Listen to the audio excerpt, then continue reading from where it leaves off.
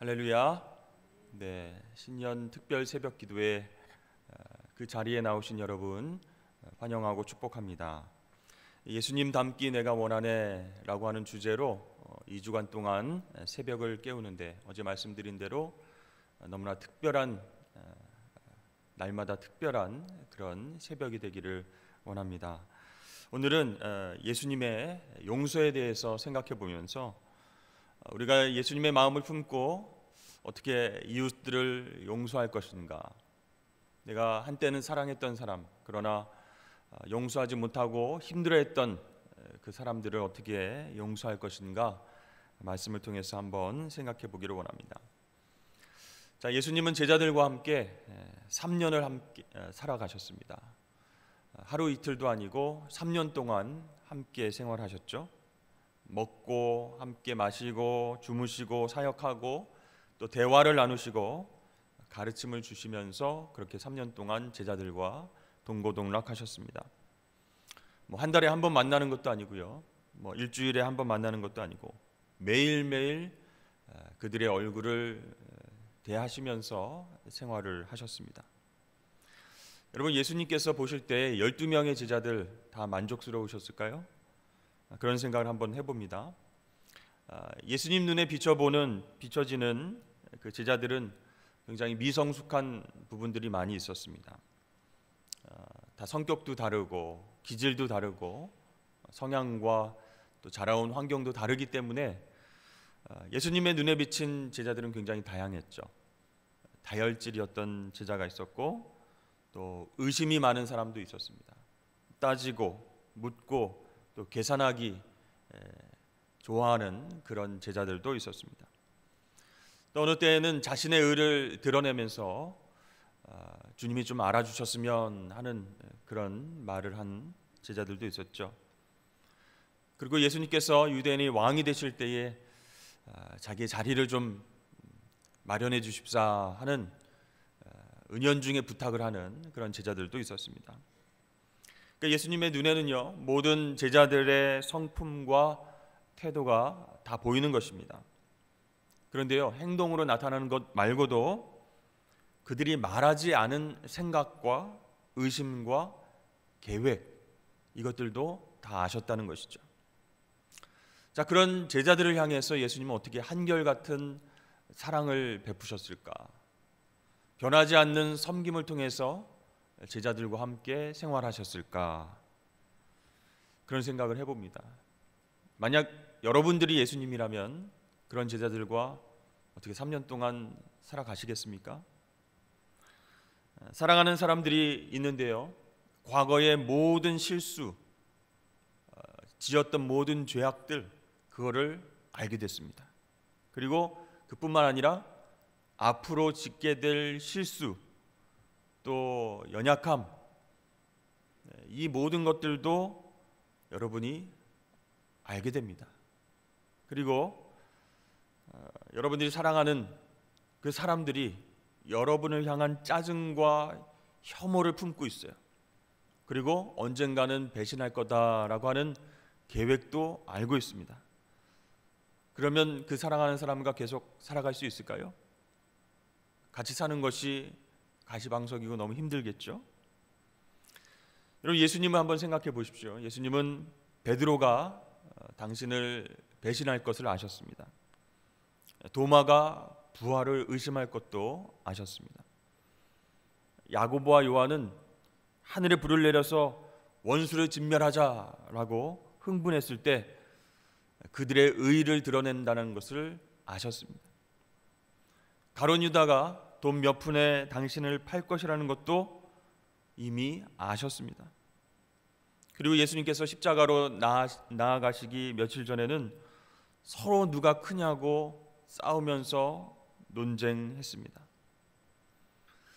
자, 이러한 모습들을 바라보는 예수님의 마음 가운데에 정말 답답하지 않으셨을까?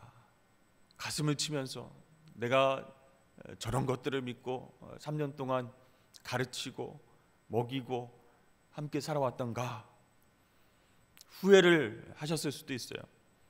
우리가 보기에도 이 제자들은요, 비호감 자체입니다. 3년 동안 예수님과 동고동락했지만 나아진 것이 별로 없는 거예요. 변화된 것도 없고 앞으로 나아질 기색도 전혀 보이지 않는, 가능성이 없어 보이는, 정말로 우리 눈에 보기에도 찌질하고 비호감이 넘치는 그런 사람들입니다. 그래서 당장이라도 이 12명 다 자르고 정말 신실한 새로운 제자들을 좀 뽑는 게 어떨까, 그런 생각을 할 수도 있습니다. 도저히 이 사람들에게 하나님의 일을 맡기고 사명을 맡기고 그렇게 떠나갈 수 있을까? 예수님 입장에서는 정말 힘들지 않으셨을까, 그런 생각을 하게 됩니다. 그런데 예수님은 어떻게 그 제자들을 사랑하면서 끝까지 섬기실 수 있었을까? 예수님은요, 식사 전 제자들에게 함께 식사를 하자라고 말씀하시고, 식사를 하는 도중에 예수님께서 더러운 제자들의 발을 씻기기 시작하셨습니다. 종이 해야 마땅할 일을 예수님께서 직접 하신 것이죠. 여러분, 수건과 대야를 든 만왕의 왕 메시아의 모습을 여러분 상상할 수 있으시겠습니까? 죽음을 몇 시간 앞두고 예수님께서 이렇게 제자들의 발을 씻겨주신 그 이유가 무엇입니까? 그것은 예수님 자신께서 얼마나 제자들을 차별 없이 용서하고 사랑하시는지를 보여주시기 위함이었습니다. 근데 여러분, 가룟 유다가 곧 당신을 팔 것을 아시면서 어떻게 하셨습니까? 가룟 유다의 발도 씻어주셨습니다. 그러니까 예수님께서는 제자들의 더러운 발을 바라보시면서 그 발의 때를 벗겨주시기 위해서 씻겨주신 것이 아니라 사실은 의심과 정욕과 죄의 때를 벗겨주시면서 그들을 용서하신 것입니다. 발을 씻겨주시면서 미리 용서하신 거예요. 그들이 어떻게 행할 것을 다 아시면서도 사랑하신 거예요. 여러분, 이렇게 섬김과 사랑을 받았음에도 불구하고 이 제자들의 발은 예수님을 배반해서 숨을 곳을 향해 뛰어가는 그런 발이 되었습니다. 거짓 증언하기 위해서 재판장에 서게 된 그런 발이 되었습니다. 그분을 팔아넘기기 위해서 로마 병사를 만나는 그 자리에 서게 되는 발이 되었습니다. 나는 예수를 전혀 알지 못한다 부인하고 도망가는 그런 발이 되었습니다. 그것을 아시면서도 예수님은 미리 제자들의 발을 닦아주시면서 섬기고 용서하고 사랑을 해주신 거예요. 여러분, 그 이후에 제자들은 어떻게 되었을까요? 예수님께서 십자가로 나아가셨을 때에 그들은 고개를 들 수가 없었습니다. 고개를 숙이면서 예수님을 바라볼 수가 없었습니다. 차마 예수님을 향해서 고개를 들지 못하고 시선을 땅으로 이렇게 향했을 때 그들은 무엇을 보게 됐습니까? 자신의 발을 쳐다보게 되었습니다. 수치심과 자괴감에 얼굴을 들지 못한 채 자신의 더럽고 죄악스러운 그 발을 보고 예수님의 용서와 사랑의 손길을 깨닫게 되었다는 것입니다. 그렇습니다. 예수님의 용서는요, 제자들을 다시 일으켜 세우는 그런 힘이 되었다는 것입니다. 여러분, 누군가의 용서를 받아본 적이 있으십니까? 누가 정말 용서받을 수 없는 나의 모습을 참아주고 인내해주고 그렇게 사랑으로 덮어줬을 때 그 사람은 이제 살아가는 시선이 달라지게 되는 것이죠. 내가 이만한 은혜를 받았는데 작은 것도 용서하지 못할까, 그렇게 깨닫게 되는 것이 인지상정이라는 것이죠. 요한복음 13장 14절 15절 말씀에 내가 주와 또는 선생이 되어 너희 발을 씻었으니 너희도 서로 발을 씻어주는 것이 옳으니라. 내가 너희에게 행한 것 같이 너희도 행하게 하려 하여 본을 보였노라. 아멘. 여러분, 예수님을 닮아간다는 것은요, 예수님의 초상화, 예수님의 얼굴 상상화, 그것을 바라보면서 나도 저렇게 웃어야지, 나도 저렇게 인자한 모습으로 생활해야지, 나도 예수님 같은 머리 스타일을 좀 기르면서 그렇게 살아가야지. 여러분, 그게 아니죠. 예수님을 닮아간다라고 하는 것은요, 나에게 허락하신 그 사랑하는 사람들, 그 사랑하는 이들을 향해서 밀려오는 어떤 의심과 답답함과 불만족, 그것을 다 내려놓고 용서하고 인내하는 마음을 갖는 것입니다. 그게 예수님을 닮아가는 거예요. 나는 잘못이 절대 없어. 거짓말한 것은 내가 아니라 저쪽이야. 나는 너무 억울해. 내가 용서할 수 없어. 이렇게 말할 수도 있습니다. 맞습니다. 여러분이 잘못한 것 아무것도 없이 상처만 받으실 수 있습니다. 그런데 여러분, 예수님 한번 생각해 보세요. 잘못이 예수님께 없었습니다. 죄를 지으신 분도 아닙니다. 종으로 그렇게 대우받을 만한 일을 하신 적도 없습니다. 그런데 그 방에서 발 씻김을 받을 자격이 있는 사람은 아무도 없었지만 죄가 없는 분, 잘못이 없는 분, 이 예수님께서 제자들의 발을 먼저 몸을 숙여서 씻어주셨음을 알아야 됩니다. 자, 예수님께서 제자들의 발을 씻어주신 이 세족식을 통해서 우리에게 주신 메시지가 있는 거예요. 그것은 먼저 용서하고 먼저 화해의 손을 내미는 사람이 강자다라는 거예요. 큰 사람이다라는 거예요. 여러분, 사실 우리 관계의 문제가 참 힘들지 않습니까? 한때는 사랑했고, 한때는 지지했고, 한때는 정말 위로하고 격려했던 그런 사이였는데 한순간에 막 틀어지고 걷잡을 수 없이 복잡해지고 실타래처럼 얽혀서 저 사람이 풀어야지, 저 사람이 나한테 먼저 다가와야지, 내가 뭐가 잘못된 게 있다고 손을 먼저 내미냐, 이런 마음들 때문에 관계 문제가 풀어지기가 쉽지가 않아요. 여러분, 어떻게 해야 이 관계 문제가 풀리게 될까요? 여러분, 잘못과 죄가 있는 사람, 그 사람을 가려내서 그 사람이 심판받고 그 사람이 벌을 받아야 관계가 풀리는 게 절대 아니라는 거예요. 그게 아니라 죄 없는 쪽에서, 흠이 없는 쪽에서, 그쪽에서 베푸는 용서로 인해서 이 관계의 문제가 풀린다는 것을 예수님이 말씀해 주시는 겁니다. 여러분, 예수님께서 십자가 위에서 마지막으로 주신 말씀도 바로 용서에 관한 말씀이었어요. 이 예수께서 이르시되 아버지, 저들을 사하여 주옵소서, 자기들이 하는 것을 알지 못함이니이다 하시더라. 지금 십자가 위에서 예수님에게 못질을 하고 있는 그 병사들, 침을 뱉으면서 저주하는 사람들, 희롱하면서 수치주는 사람들, 그 사람들은 자기들이 무슨 짓을 하는지 알지 못합니다. 아버지, 용서해 주십시오. 여러분, 그 사람들은요, 예수님이 진짜 하나님의 아들이심을 알지 못했습니다. 메시아이심을 알지 못했습니다.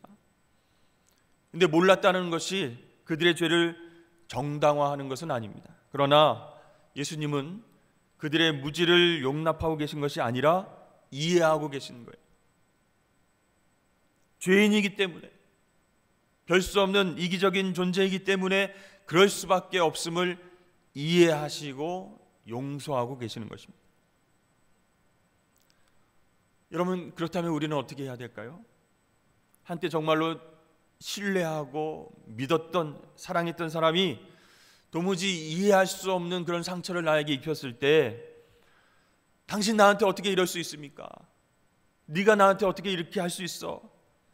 이렇게 흥분하고 화를 내는 것이 아니라 예수님처럼 이해할 수 있어야 되는 거예요. 몰랐다는 것이 그들의 죄를 정당화하는 것은 아니지만 이해할 수 있는 거예요. 그럴 수 있다. 우리는 죄인이고 연약하기 때문에 그렇게 나한테 행동했을 수가 있다. 이렇게 이해함으로 용서해야 된다는 것입니다. 여러분, 아무리 용서하기 어려운 상대일지라도 그게 정말 힘들다면, 먼저 내가 손을 내밀고 말을 하기가 어렵다면 먼저 기도하시길 바랍니다. 그것이 용서의 시작입니다. 주님께서 주기도문을 통해서 이렇게 가르쳐 주셨죠. 우리가 우리에게 죄 지은 모든 사람을 용서하오니 우리 죄도 사하여 주옵시고 우리를 시험에 들게 하지 마시옵소서. 여러분, 예수님께서는 단지 교훈으로만, 설교로만 가르치신 것이 아니라 어떻게 하셨어요? 자신이 십자가에서 목숨을 내어놓고 기도로 실천하심으로 인해서 몸소 보여주신 거예요. 가르쳐 주신 거예요. 아버지, 저들을 사하여 주시옵소서. 저들의 죄를 용서해 주십시오. 이렇게 외치셨던 겁니다. 여러분, 그러므로 용서는요, 그냥 권면이 아닙니다. 선택사항이 아니고 바로 주님의 명령인 줄로 믿으시길 바랍니다. 이것이 주님의 명령이라면 우리는 어떻게 해야 돼요? 순종해야 되는 거예요. 누군가를 용서하고 싶은 마음이 들 때 그때 용서하라 하시지 않았습니다. 그런 마음이 들던 안 들던 용서가 주님의 마땅한 명령이라면 순종해야 된다는 거예요. 두란노 아버지 학교의 가정회복 사역팀장 정회성 씨가 쓴 책에 이런 내용이 소개되어 있습니다. 이 저자는요, 어렸을 적부터 아버지에게 계속 맞고 자랐다 그렇게 이야기합니다. 온통 얻어맞은 폭력의 기억만 가지고 있어요. 그래서 아버지 하면은 싫은 거예요. 진저리가 나는 거예요. 얼굴을 보면 무서워서 고개를 들어 쳐다보지도 못한답니다.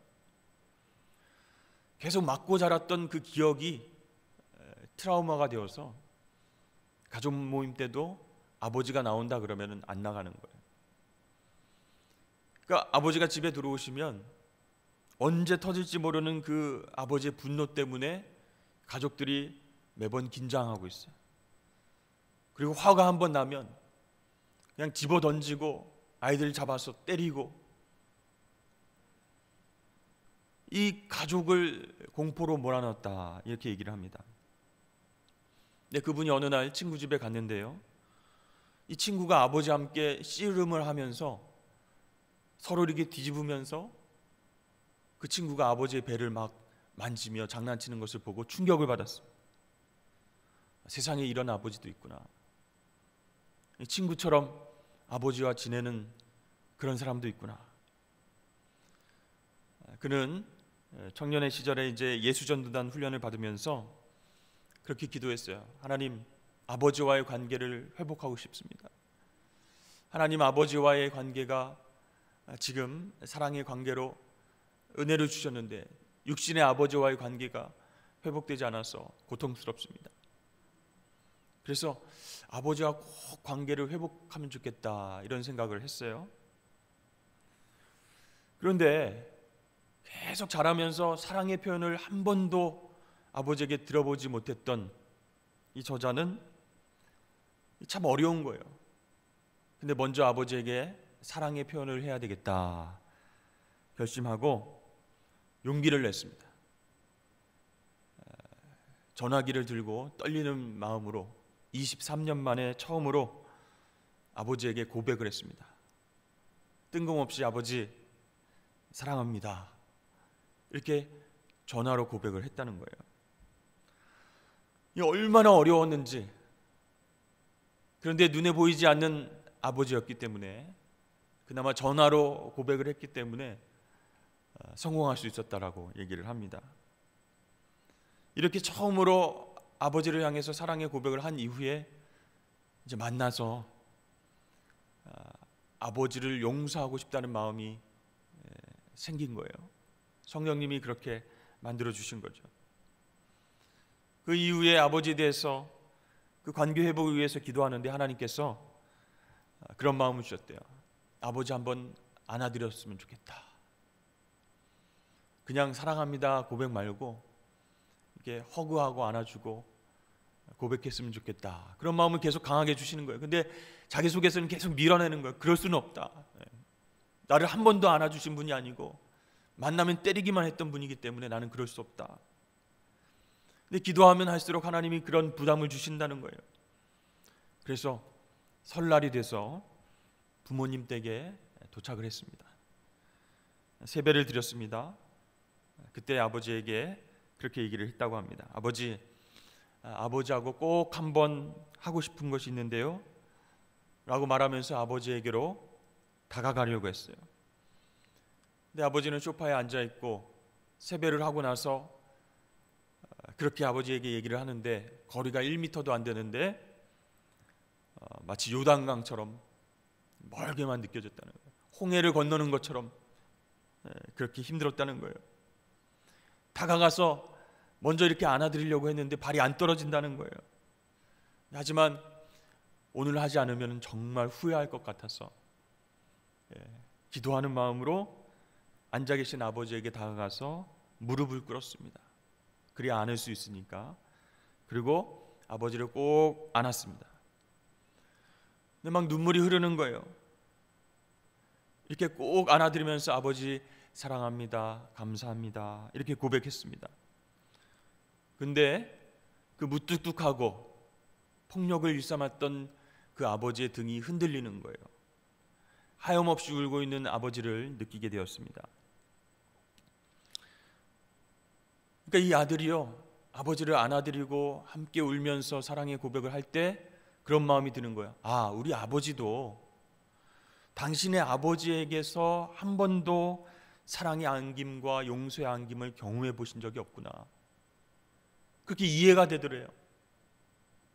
전에는 정말 이해할 수 없는 그 폭력으로 우리를 힘들게 했던 그런 아버지였는데 안아드리니까, 울고 있는 아버지를 보니까 이해가 되더라는 거예요. 우리 아버지도 우리 아버지의 아버지에게 그런 사랑을 받지 못했었구나.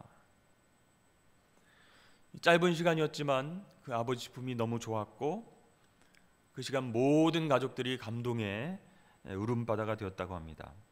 옆에 계시던 어머니도 울고 뒤에 있던 아내도 울고 막 우는데 기쁜 거예요. 거기에서 천국을 경험했기 때문에 그렇습니다. 여러분 어떻게 됐을까요? 이제 아버지와 자녀로서 어색한 모든 것들이 사라지게 됐습니다. 만나면 막 긴장하고 만나면 막 두렵고 얼굴 쳐다보기도 힘들고 그 모든 것들이 다 사라지게 된 거예요. 평안과 기쁨이 충만해서 언제 한번 다시 만날까? 언제 다시 식사할까? 그렇게 된 거예요. 그 일이 있은 후에 아버지에게 한 통 전화가 걸려왔습니다. 아들이 반가운 마음에 아버지 어디세요? 했더니 여기 월마트인데 장 보러 나왔다. 그런데 너한테 할 말이 있어서 전화한 거야. 했더니 아들이 반가워서 그게 뭔데요? 라고 했더니 한참 동안 침묵이 흐르던 희성아 나 너 사랑한다 하고 급하게 전화를 탁 끊으셨다는 겁니다. 여러분 예수님을 우리가 진짜 만나고 예수님을 바라보게 되면요 그분께서 하신 용서와 사랑을 용기 내어서 실천할 수 있게 되는 줄로 믿습니다. 근데 여러분 가장 가까이 있는 우리 가족들에게 먼저 용서와 사랑을 베풀 수 있는 저와 여러분 되시길 주의 이름으로 축복합니다. 이 가족들이요 가장 신뢰하고 가장 사랑하고 가장 믿는 사람이라고 했기 때문에 더 함부로 할 수 있는 거예요. 더 상처 주는 말 아무렇지도 않게 하고 그건 네가 잘못한 거야, 당신이 잘못한 거야 함부로 얘기하고 상처를 줬을 수도 있는 그런 관계이기 때문에 먼저 우리 가족들에게 용서와 사랑에 손을 내미는 것이 관계 회복의 출발이라는 거예요. 여러분 그럴 때 천국이 우리에게 임하게 될 줄로 믿습니다. 그 천국을 예수님 바라보면서 실천하는, 그래서 올 한 해 동안에 정말 관계 회복의 기쁨으로 하나님께 나아가시는 저와 여러분 되시길 주의 이름 축복합니다.